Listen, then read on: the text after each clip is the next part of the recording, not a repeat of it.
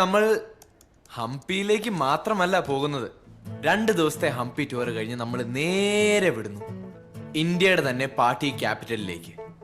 IV destination number 2 Goa.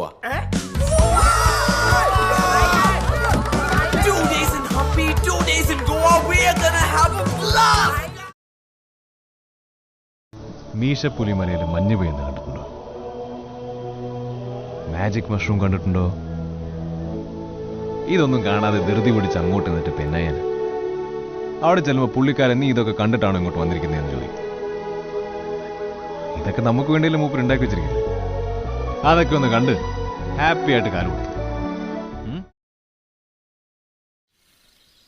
ഹിമാലയത്തിലേക്ക് ഒറ്റക്കുള്ള ride, ഇനിയും ഒരു സ്വപ്നം.